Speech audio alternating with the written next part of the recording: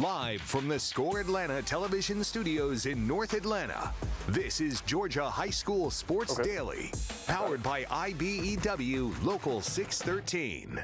All right, welcome back to Georgia High School Sports Daily. I'm your host, Najee Wilkins, along with Craig Sayer. We got a jam-packed show for you guys today. We're going to get into it, obviously, with our special guest in our third segment. That'll be MyAngel Ross. She recently signed an NIL deal, so that'll be a lot of fun. We'll break it down with her. In segment 2, we have on Hayden Gilbert to talk about the latest soccer rankings. Then we'll go over my rankings for girls lacrosse, and then we'll end up our final segment recapping it with, obviously, Catherine, the Drew Charter AD. So a lot in store for you guys for today, Craig. But I guess I'll start. I had to see highlights, unfortunately. Had an early morning today and obviously a late night, so I didn't get to see fully the game, but I did go back and see some of the highlights of the McDonald's All-American game. But just what was your impression?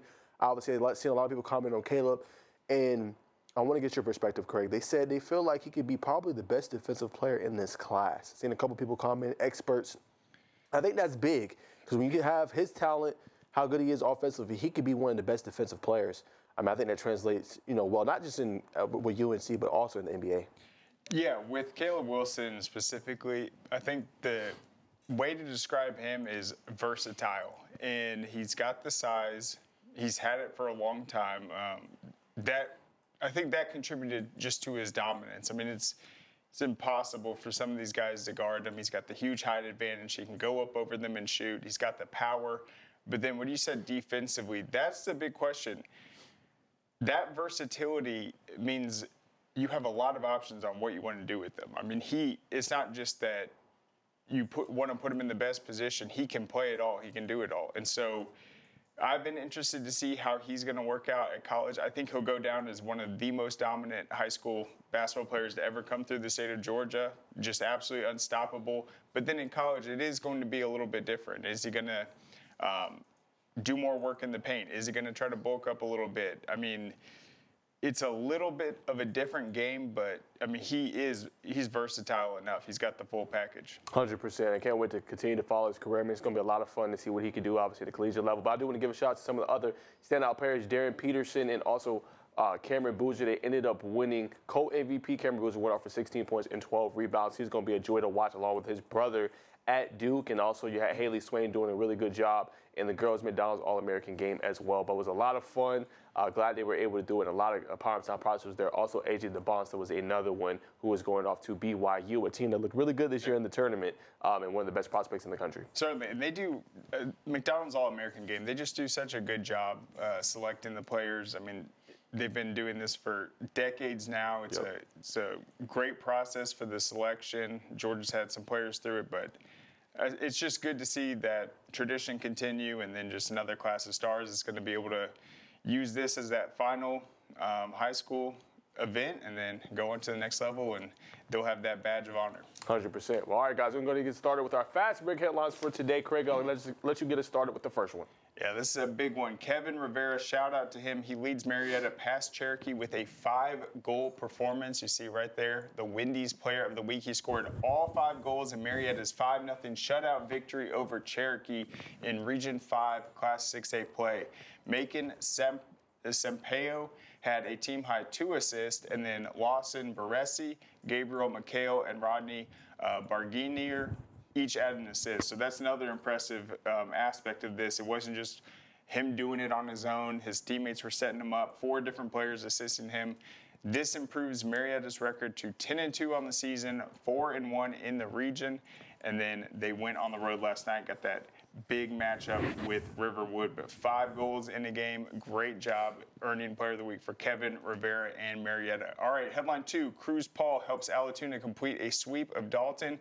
Been talking about Allatoona this last month with the pitching and the hitting. Cruz Paul actually came in as the closer to cap the doubleheader. After winning Game 1 of Friday's doubleheader 14-5 against a good Dalton team, Allatoona's Cruz Paul hit a home run and pitched 2 no-hit innings with 5 strikeouts in 2 innings. Struck out every batter but one to get the save in a 6-3 victory to close out the doubleheader. So 14-5, 6-3, more domination from Allatoona. Cooper Slayton went 2 for 3 with a run scored. Jacob Jenkins added a double run scored. Carter Wilson added a 1-run single on the mound.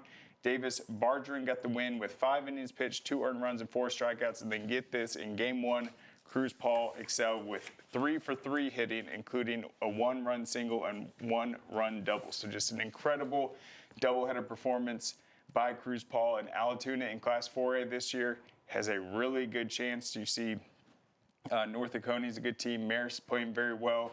Got a lot of contenders, but man, the pitching for Alatoona and then the bats with Cruz Paul, just a really deep team that's going to be tough to beat in a 3-game series. Yes, they are playing some of the best baseball right now, Craig. And just real quick, if you could talk a little bit about Alatoona, just what impresses you the most? Are you liking kind of just what they were able to do defensively, or just like you just said in that graphic right there, just their ability to bat at a high level? Yeah, well, I think we saw it. They really got on my radar.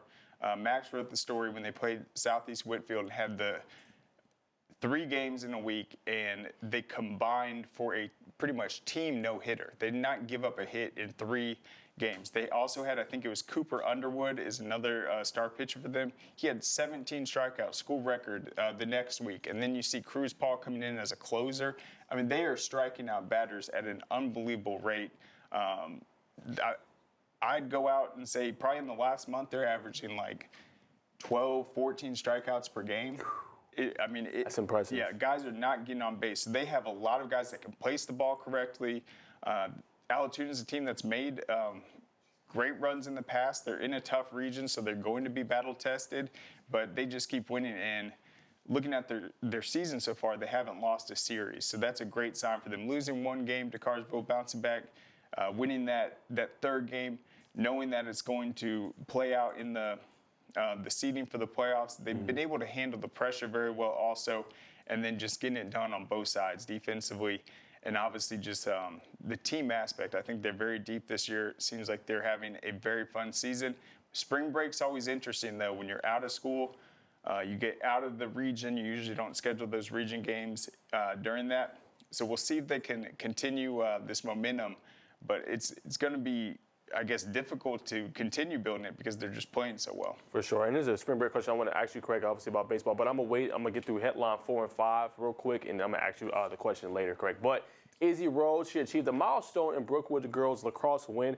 Shout out to her. They won 16-7 against Peachtree Ridge in Division III play. She scored 4 goals, and she reached 100 points for her high school career. Hannah Sophia Suarez and Ellie Hellebron also scored 4 goals each. Jaden Simmons had 3 goals, and Claire Brothers had 1. But obviously, Izzy Rose is the player here we want to highlight, obviously, for a phenomenal performance, reaching 100 career goals. That is not easy to do in the sport of lacrosse. And Brookwood looks like a team that can make some noise in the postseason. They are a top 10 ranking in our Score Atlanta poll, and they've been very impressive. Shout out to Izzy Rose. Yeah, and Brookwood is a team that has certainly emerged the last few years with their lacrosse program. We saw them win their first ever girls basketball title 2 years ago. They're doing a great job with their lady athletics. All right, let's go back. Headline 3 real quick. This was the Cobb County Track and Field Championships. Yep. Just day 1 results. So we don't have the full picture yet, but after day 1, it was the 4x200 was run, the 4x800, both relays, and then the 1,600-meter run, and then you had the field events. And so after that, the Marietta boys and the Pope girls led. This is all the Cobb County teams together. You see the standings right there. On the left, Marietta at the top, 104 points. Pope on the right, 137. So it looks like after building the lead in day 1, they were able to add to it. So in day 1, Marietta, who hosted the event, scored 77 points. They were followed by McEachern with 47. You see they added to that total. In the ensuing days, Marietta was led by Demary Toney. He swept the throwing events with first place finishes in the shot put and the discus. The Blue Devils also got wins from Nasir Williams in the triple jump, 49 feet, 1 inch, and Jackson Crowder in the high jump. And the quartet of Keenan Smith, Charlie Collins, Joshua Ojo, and Lucas Fortenberry won the 4x800 relay. So a very strong performance by Marietta in both the field and the relays. Campbell placed 4th on the boys' side, followed by Kell, Walton, Harrison, Hillgrove, Pope, Sprayberry, and Osborne. In the girls' competition, Pope had 77 points after day 1. They finished with 137 total. Harrison, you see them they were 4th place after the first day. They fell to number 5, so Walton was able to gain some ground after getting in a hole after the first day. And then the big performance, Marietta's Mary Naismith. I think she's the Tommy Latham of the girls' side. She clocked 4 minutes, 51 seconds in the mile for first place finish, and she also was part of the 4x800 relay team that finished first with Maddie Jones, Alyssa Trevino, and Hazel Davis. So she helped them sweep those events and get that big start day one. McEachern's team won the 4x200 with a 1 minute 37 second finish. So good results from the Cobb County Championships. All right, there you have it. All right, our final headline, Brookwood baseball stunned Norcross with a 7-run 7th inning. You don't really see that too much, but they rallied for 7 runs in the bottom of the 7th with no outs for a stunning 11-10 win over Norcross in Region 7 6A play. The victory was their 11th in a row, and they have scored at least 10 runs in all 11.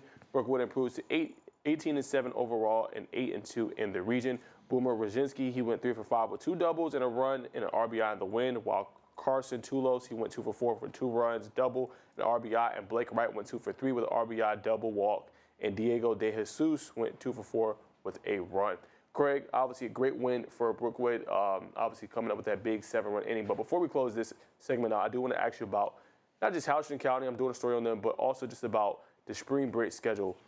They're going to play, top teams like Etowah, Stony Brook, East Coweta, who just swept, obviously, Carrollton. Just what makes spring break baseball so good here in the state of Georgia? Yeah, so there's a blog up at scoreatl.com just looking at Class 6A. These are by far, in my opinion, the best matchups out of any just week ahead. So you're going to have a lot of out-of-state matchups, but also some really intriguing non-region that are going to help me decide how good these teams are. Buford is a team that's on absolute fire. Similar to Brookwood right now, they're going to have a matchup against Loganville on Thursday. So they're going to play Discovery tonight, Loganville on Thursday, and then I believe Discovery again on Friday. So they were able to get that non-region game sandwiched in that schedule. You have East Coweta playing Houston County on Friday.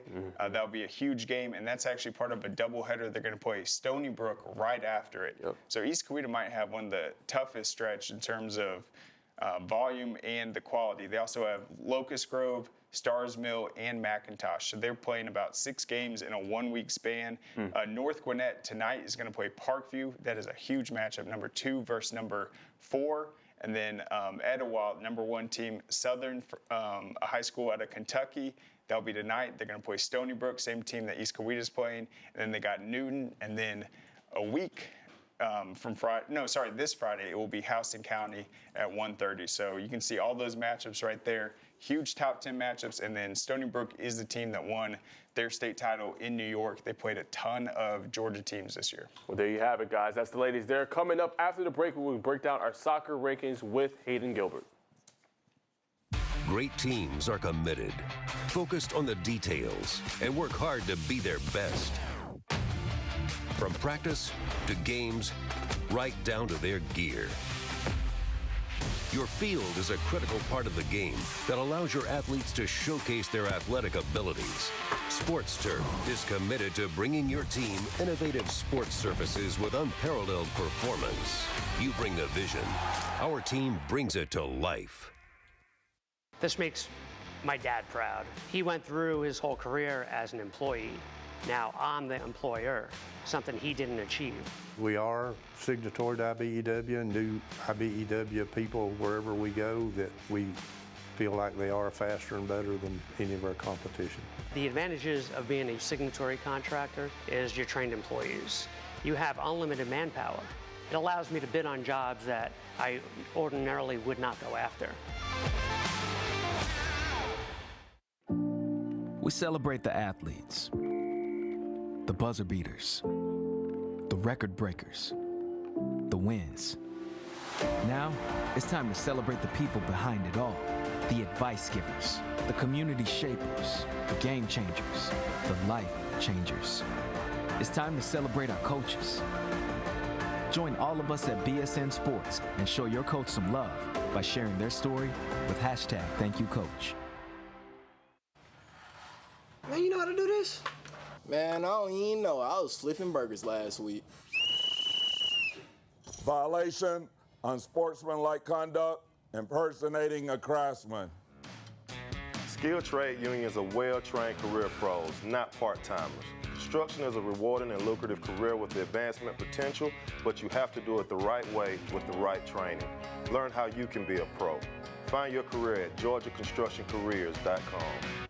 Georgia High School Sports Daily is brought to you by the International Brotherhood of Electrical Workers, Local 613. Electrify your career.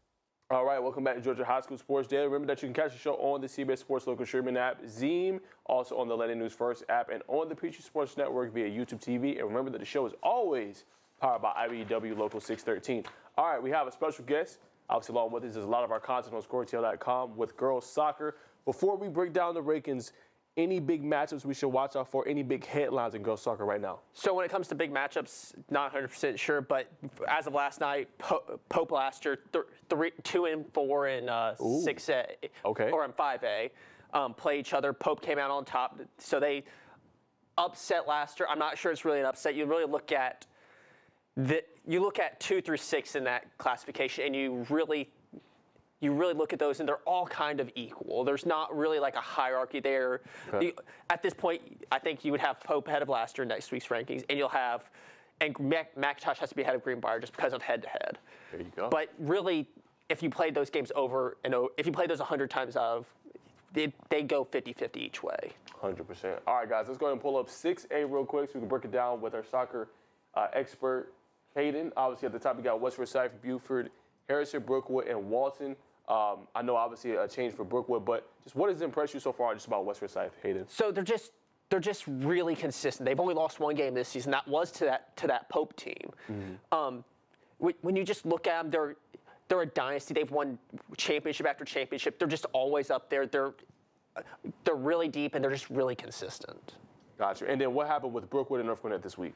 So Brookwood's undefeated. Brookwood, I've moved them up in the rankings, but I think Max Preps has them at 1 or 2. Yep. They're 14-0. They're a really good soccer team, but they just hadn't played a top-tier 6A school yet. They were dominant in most of their wins, but and then they go up. I had North Gwinnett at the time at number 4, yep, and they went in there. They got that win. And then you just have to move up because now it's not just that they're undefeated, they're 13-0, they're now 14-0, and they got a really good win. And then any concern just with North Gwinnett? I know you slid them down to 7. I know you still said they're a major contender for you, but any concern with that loss? I don't have any concern with that loss. That's a really good Brookwood team. Everyone's lost them. Contenders in all classifications have lost them. I think more so that is a mark on how good Brookwood is, not that there's something wrong with North Gwinnett. Got you. All right, let's go to 5A now. At the top for you, Hayden, leading is Roswell, followed by Lasher, Northgate, Pope, and McIntosh. What kind of stands out here, Hayden? Roswell, so far this season and in years, and really in seasons past, has been just absolutely dominant.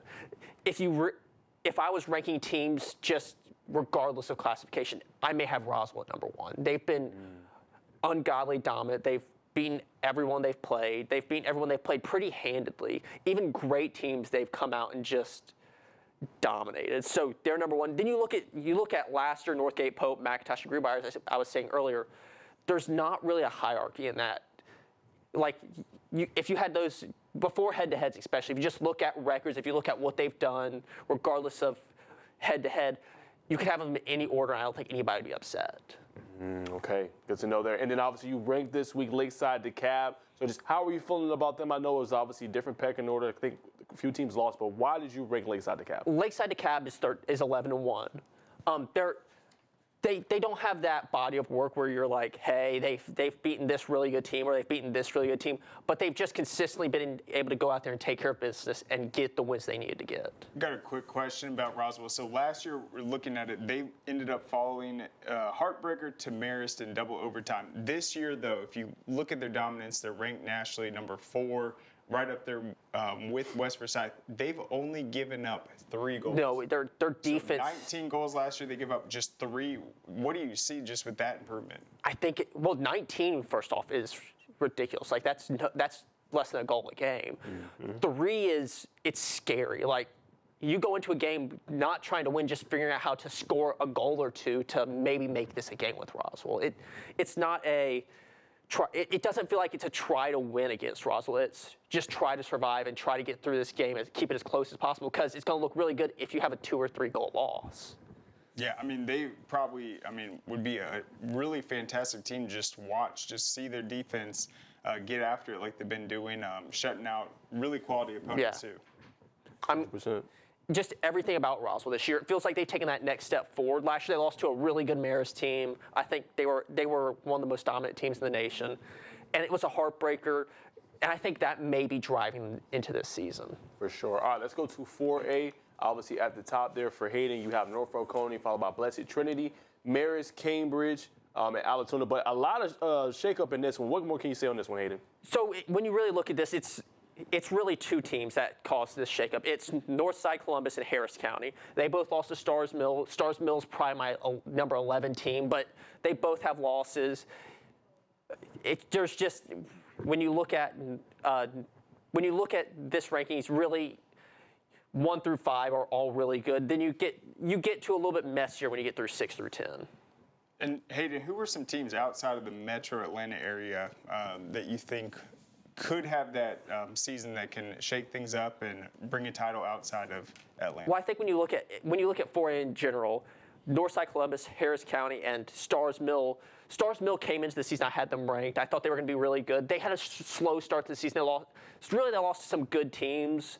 So if they hadn't have lost to Pace County, they'd probably be ranked right now.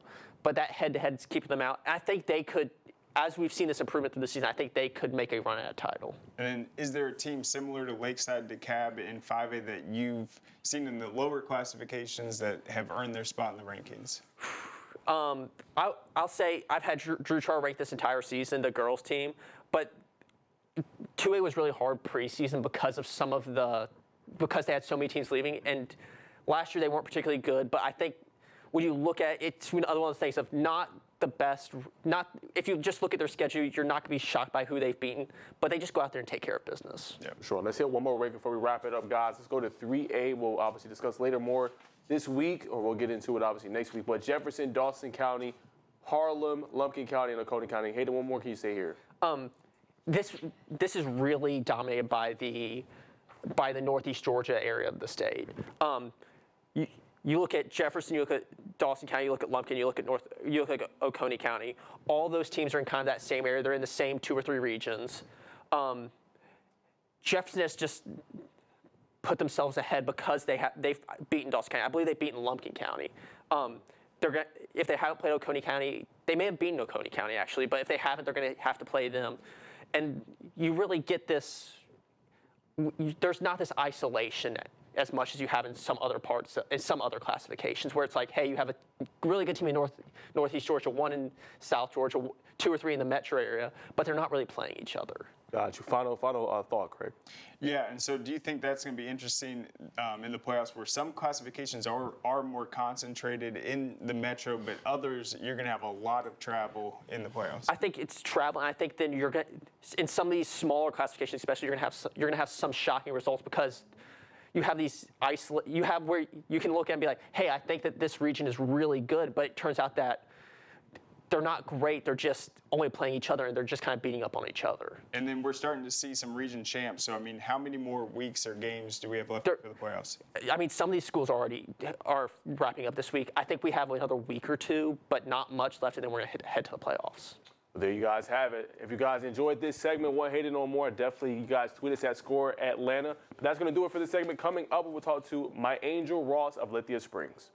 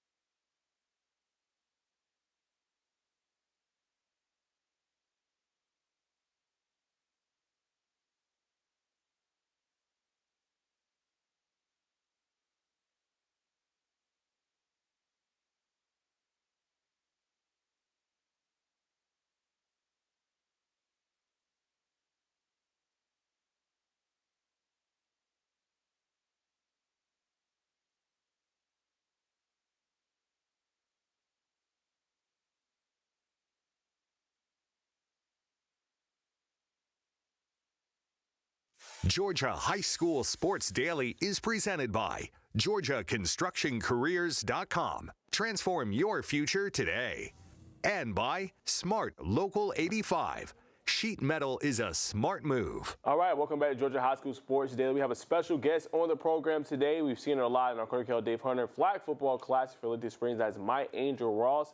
Let's go ahead and bring her on to the show. Hey, MyAngel, how's everything going? Everything's going good. How's it? It's going good. How you doing, Coach? Good to see you again. Hi, nice to see you guys. Yes, ma'am. All right, so MyAngel, I just want to ask just a little bit about obviously you're a star on the field, but how cool was it to see everything come to fruition, this past season and ending really your senior career? I'm not sure if you're playing sport now. I think it's track. I remember your coach mentioned you are a track star as well, but how cool is it to see everything that you've always desired to come to fruition and land this remarkable and this historic NIL deal? It's real cool. It's just really like all the hard work's paying off, but I still have a long way to go. 100%. And then how did it come about? Did they just see your talents like, hey, we want to sign you? Kind of how did everything kind of materialize? Yes, them seeing me play and knowing the right people, having them putting my name out there for me. 100%. And then for you, MyAngel, what's kind of next for you? Are you going to play flag football on the next level? Will it be track? What are some things you're looking to venture into on the athletic side at the next level? Yes, I will be playing flag football on a collegiate level. Okay. And then what school are you thinking about potentially going to? I have not announced that yet, but I will let you guys know when I will announce it. 100%. Coach, if you can, just speak on MyAngel, not only as a player, but just her as a person and what she's kind of meant to that Lithia Springs community. Oh my God, MyAngel, she's such a brave, courageous person with a big personality. She's a strong leader on the field and off the field. And she's just been a joy to coach these last 4 years. So we definitely appreciate everything that she brought to flag football and every other aspect she brought to Lithia Springs High School. For sure. And what were some of her things? I'm sure you leaned on a little bit in terms of just leadership with some of the young girls. What were some things she was teaching them just this past season for the program?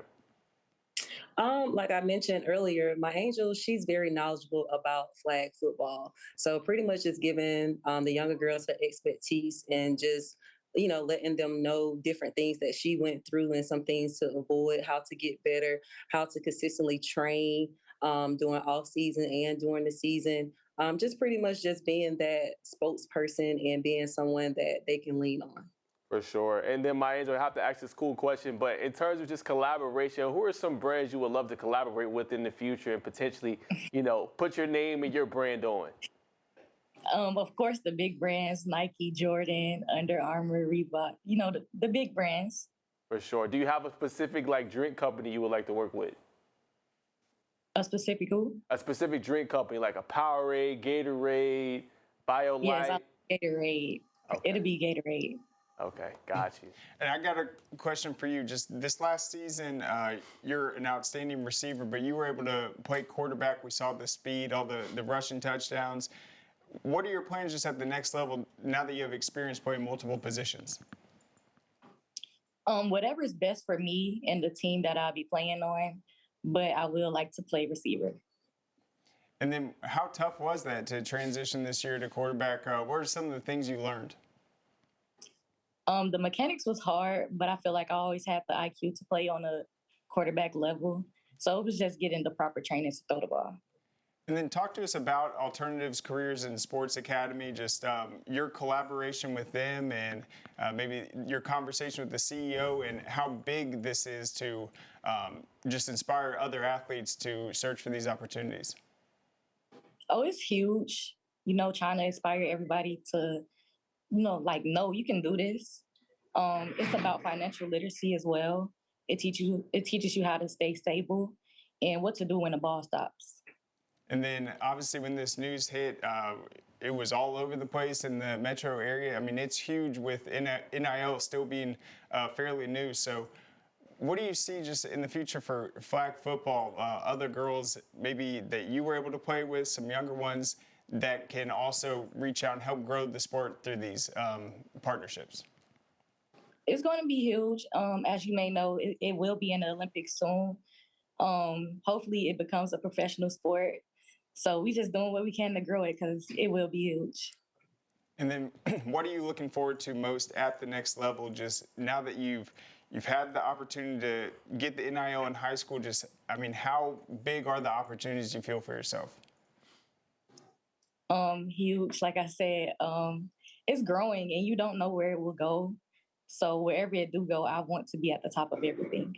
And then talk to us just about how you're training in the off season, or just how you're putting in the work to get ready to continue to shine. You have to work hard in the off season, so when the season comes, it'll come to you naturally. And then, MyAngel, do you do any like camps, agility training, drills? Kind of like, what's your regimen like? Yes, I do a lot of camps. Most of the camps around the area, I'm there. I try to keep myself going. I don't like to rest a lot. I'm sure your parents have to slow you down a little bit as well. Yes. For sure. And then I want to ask just, this season playing with the Springs, what was just some of your favorite memories with your teammates and obviously with your coach? We had a lot. I feel like I bonded with this team better than I bonded with any team. And it's the beauty of it. We won a lot, of course. We didn't go back to state this year. We finished Final Four, but just being able to bond with my team, that's all I can ask for. It's family here.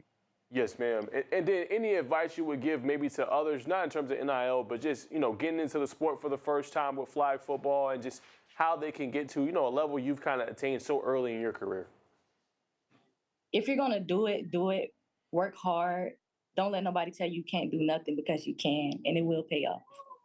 And then, Coach, I want to go back to you and kind of preface my comments to you, Coach. Just how much of an inspiration do you think this can be for future athletes? I mean, we see these landmark NIL deals, but, she's really the pioneer, for obviously seeing it here in the state of Georgia. How much do you think that will help influence other girl athletes coming through the Lift Experience program, and not just flag football, but other sports as well?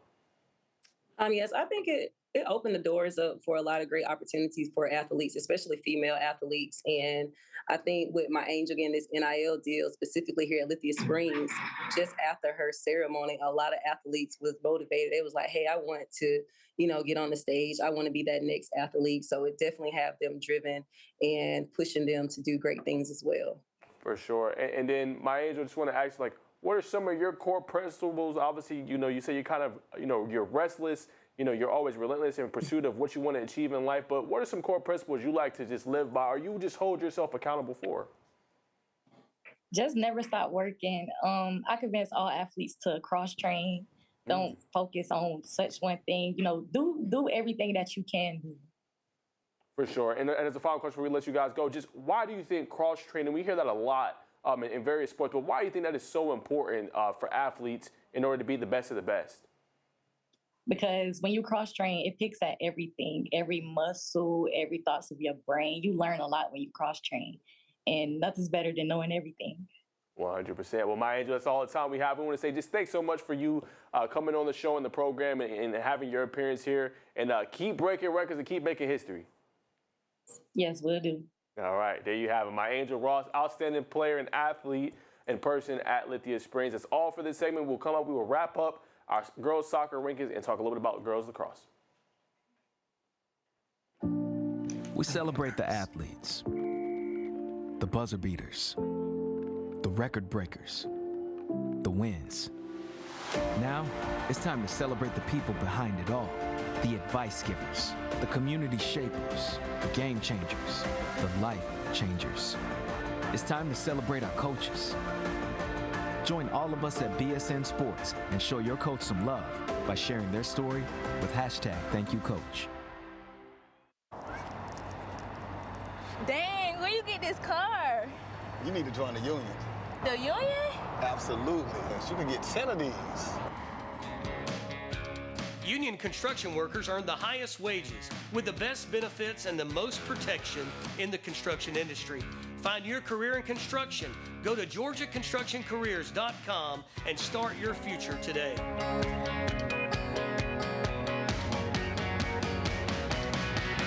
A journeyman with Local 85, when you turn out, you can be hitting six figures. Hey, I have your back, you have my back. We're going to do this together. We're one for all for one.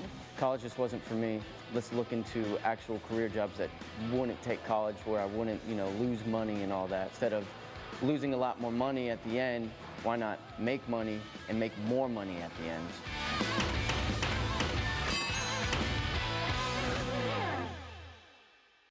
What happens after you graduate? Will you go to the next level? Will people have your back in the heat of the battle? Will you still train like a champion in pursuit of greatness?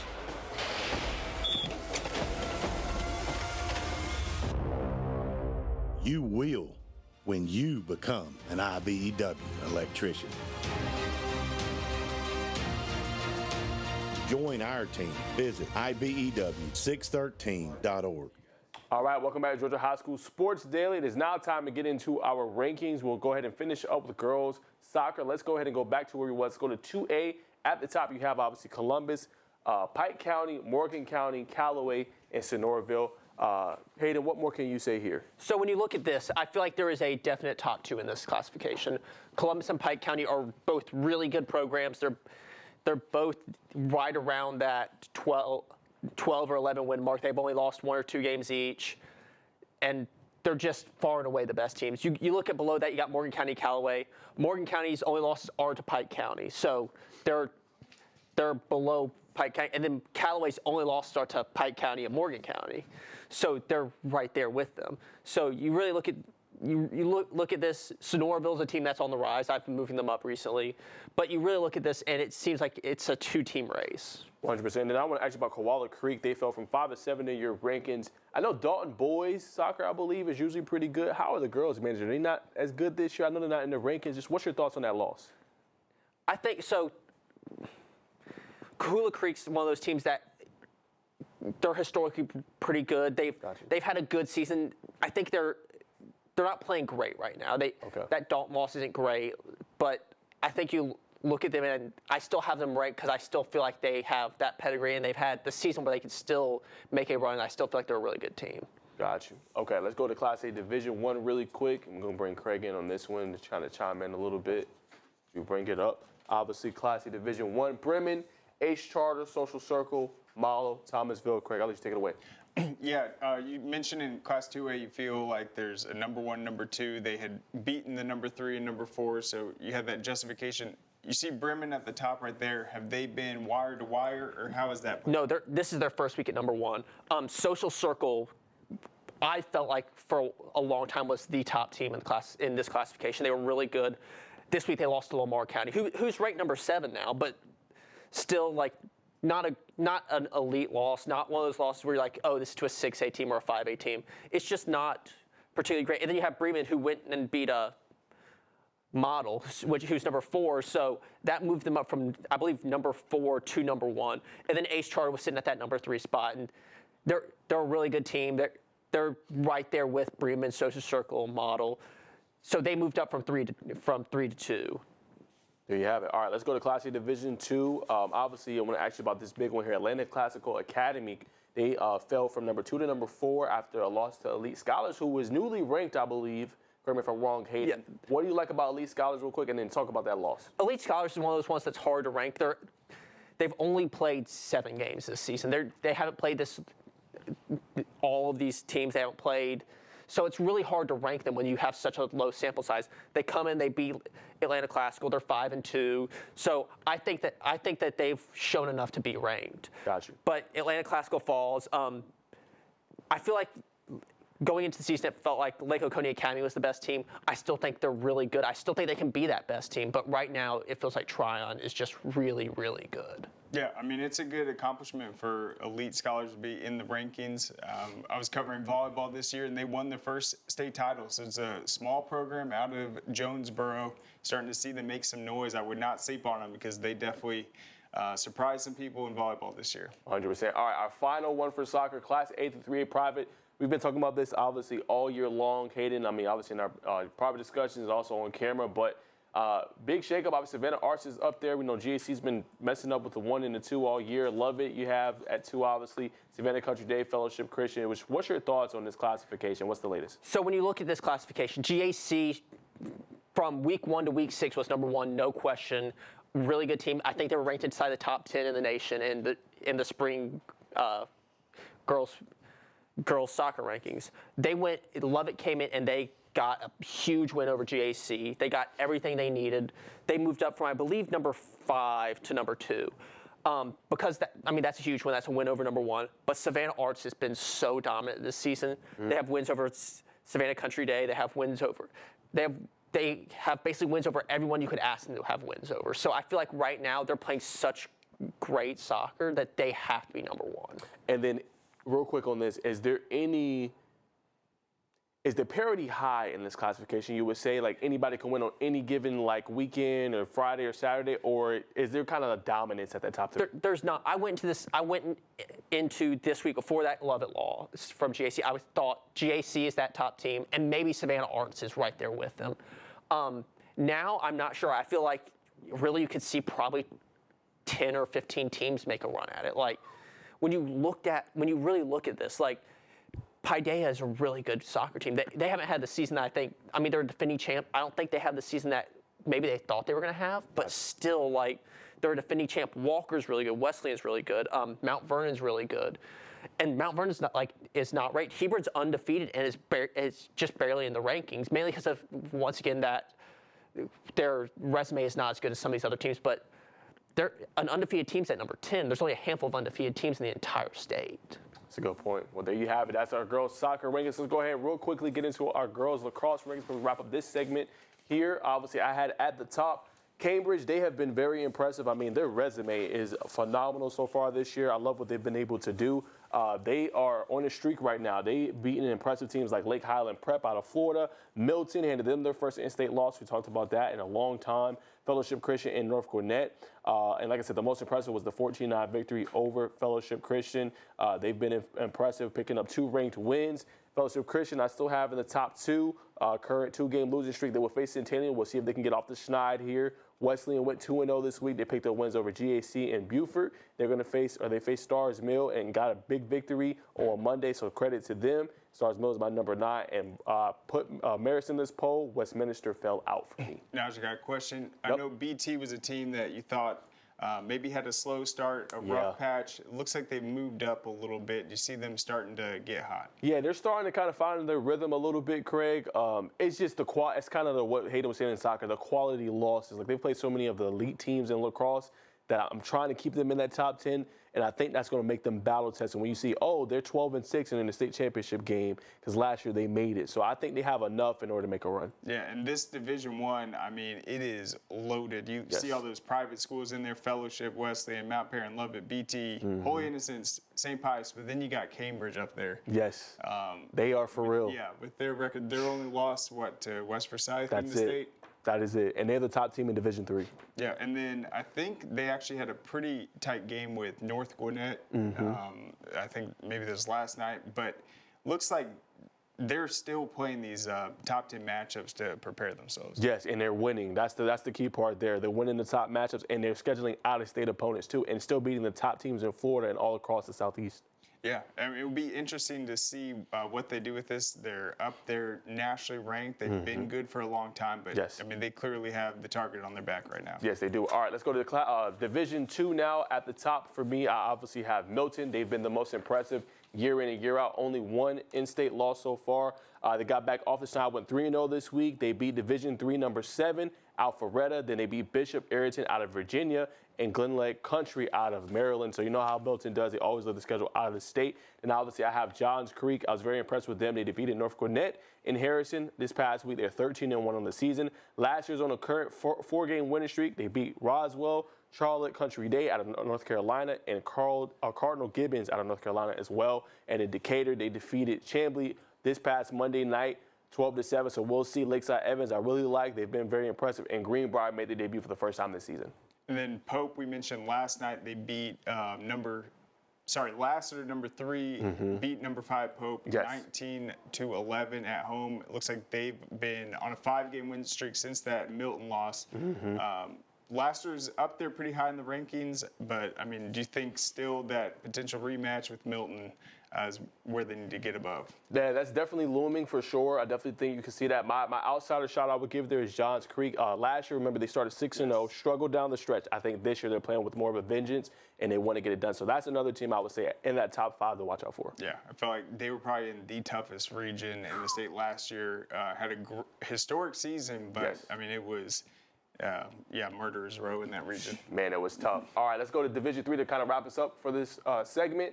At the top, West Forsyth, they did not play this week. They had an idle week. Walton picked up 3 wins. I'm very impressed with them so far this year. They beat Wheeler, Denmark, and Pope, who was a top 5 team that you've seen in Division II. Cherokee picked up a win over Marietta 16-4. Despite 2 losses this week for North Gwinnett, I still have them a top 4 team. I mean, you look at the competition. You're playing a number 1 team, Cambridge, in Division I, and you're playing Johns Creek, who's a top 3 team. So, I mean, you have to still be in the rankings. So, very quality losses. They didn't lose by a lot. And then Lambert, my last team I want to mention here, they're on a current 8-game winning streak. Of the 8 games winning, you guys listen to this. They picked up 4 against out-of-state opponents. Pretty good. And then Walton and Cherokee, they're in the same area. Mm-hmm. What have you seen with Cherokee this season? They're a team that's very good on the attack. I like how they can set up their offense. A little bit left to be desired defensively, but they have an offense that can match toe-to-toe with anybody. Gotcha. And then West Forsyth, I mean, number 1. We talked about no Milton this year in this top classification. No. I mean, how dominant have they been? I mean, they've been really good. Same thing. I mean, quality wins, beating Cambridge, right? Beating some of the elite teams we have here in the state. I think this is West Forsyth's title to lose and to prove otherwise. And I think they got a squad in order to win it. Yeah, I mean, could be a very exciting spring for West Forsyth, both soccer and lacrosse. Yes, certainly. All right, there you guys have it. Coming up after the break, we will talk to Kandice Mitchell, Drew Charter AD.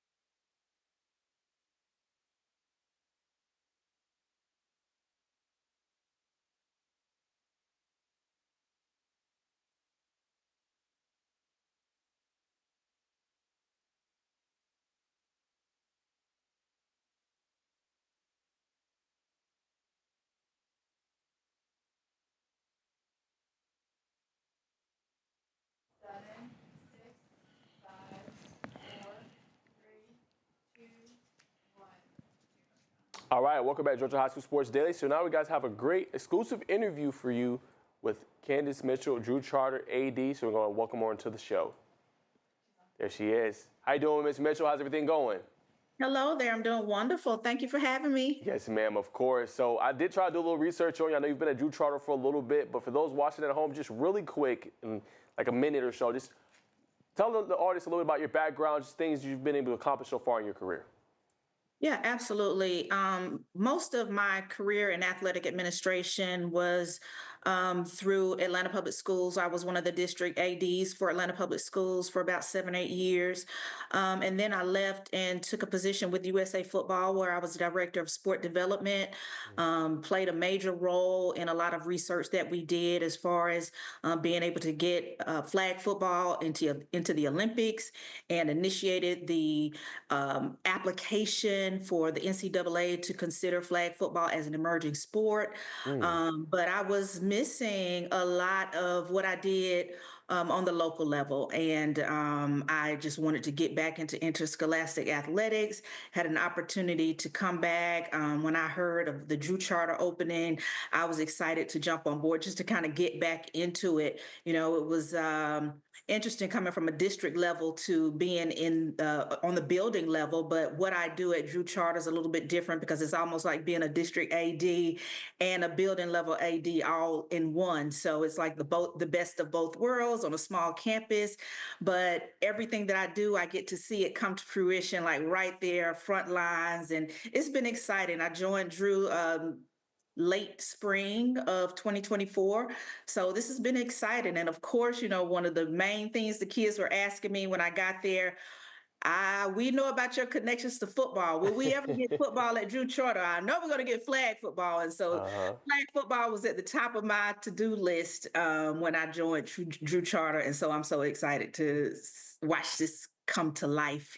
For sure. And actually, as a two-part question, I think it's very fascinating. So you're obviously the pioneer, and you helped kind of initiate, obviously, USA football is very big behind this flag football, and you did it on the NCAA level as well. So for you, what does flag football mean to you? Because obviously it's very important because you ushered this in on professional levels, and now you're bringing it on to the high school level, and obviously you applied for the grant for the Falcons. So just talk about both of those things and why it matters to you and how excited you are to have flag football there at your program. You know what? This has just been, I feel like I'm living in a dream because football is just so special to me anyway, just in my everyday life with my family, my kids, just how I grew up. You know, and so for sports just to be an intricate part of my life, it was just natural for me. I played tackle football, I played flag football. And so, you know, playing for the USA, I had an opportunity to get on the board of directors for USA Football, which I think kind of led me to working with USA Football. But before I took on that official role, working on the district level with Atlanta Public Schools, I had an opportunity because I had a great relationship with the Falcons and the Arthur Blank Foundation just to start those conversations. And so I can remember bringing in the Atlanta Falcons to a Georgia RESA meeting that we had with athletic directors just to kind of introduce them to the idea of bringing flag football to the state of Georgia on the high school level to make it a truly sanctioned sport. And I was just so excited to see Gwinnett County, you know, just take the bait and you know, step out there and take a chance to start flag football. And as I knew it would, you know, just sitting in a room, as you can imagine, in the state of Georgia where, you know, football is our thing, boys tackle football, you know, Georgia is a football state. And a lot of people were looking like, this girls flag football. But, you know, I got to give props to John and what he did in Gwinnett County and getting the ball rolling. And when other schools start seeing what was happening, you know, we were wondering, would girls really be interested? And it turned out to hundreds of girls coming out for tryouts.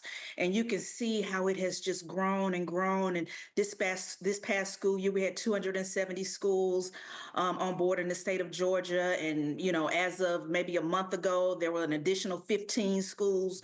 And I'm sure that by the fall, there'll be more to join the state of Georgia. So we're just really excited about that. Yeah, and it's still obviously a fairly new sport, but what's been exciting to me is a lot of teams, they'll get a program, they're successful pretty much immediately. So you guys, you know how it's grown the last few years. What do you just expect this year with the team, just having to get the coach, get girls to come out and learn the sport, just in terms of using this year to build that strong foundation? Yeah, absolutely. First and foremost, I want to get my coaching staff in place. I'm leaning heavily on the flag community. There's a lot of talent in Georgia with the adult flag community, and so I'm going to lean on them and coaches that we have in the building to combine that knowledge and just that spirit and passion to help teach these girls what they need to know. So we're excited about building the staff right now. I've brought in 3 people already to help build that staff. The girls ask me almost every day, Miss Mitchell, when we're going to have a team. So they're excited about coming out, and we're going to have tryouts this spring, and just look forward to teaching them what they need to know to be able to get into this game. But as you all know, we're going to be pulling from basketball, volleyball, and teaching those kids how to transfer those skills onto the flag football field. And we're just excited to see what they can do. For sure. Well, Coach, Ms. Mitchell, it's unfortunate we have to let you go so early. I could probably talk to you for like 20 minutes because it's just fascinating with all the information you've given us today. We'd love to go in more detail. So, Coach, we definitely have to have you back on sometime soon to pick your brain even more, here in the future soon. Absolutely. Yes, ma'am. All right. There she goes. Drew Charter, AD, Miss Mitchell. That's all the time we have for today's show. We'll be back same place, same time tomorrow right here on the Peachtree Sports Network from noon to 1. Don't go anywhere. We'll see you tomorrow. I don't know. Just take it off. Safety violation. Unsafe work conditions. In the construction trades unions, safety is our highest priority, and we train you to recognize and speak out on unsafe working conditions so that everyone arrives and goes home safely. Learn about careers in construction at GeorgiaConstructionCareers.com. Beginning the morning you opened your eyes, we spent every waking moment preparing you for the day you'd leave our nest. Whether it's driving to practice or helping with homework, it's all prepared you for, what am I going to be when I grow up? Will you be ready? After much thought, I made my decision to take my talents to the IBEW Local 613. The International Brotherhood of Electrical Workers is not simply a job, it's a career. Visit IBEW613.org to begin a new future today. We celebrate the athletes, the buzzer beaters, the record breakers, the wins. Now, it's time to celebrate the people behind it all, the advice givers, the community shapers, the game changers, the life changers. It's time to celebrate our coaches. Join all of us at BSN Sports and show your coach some love by sharing their story with #ThankYouCoach. Are you interested in becoming a deputy or a jailer? The Gwinnett County Sheriff's Office is hiring and looking for individuals passionate about protecting and serving their community. If you are 18 years or older, join our team by visiting gogcso.com for more information. Gwinnett County, together we can make a difference.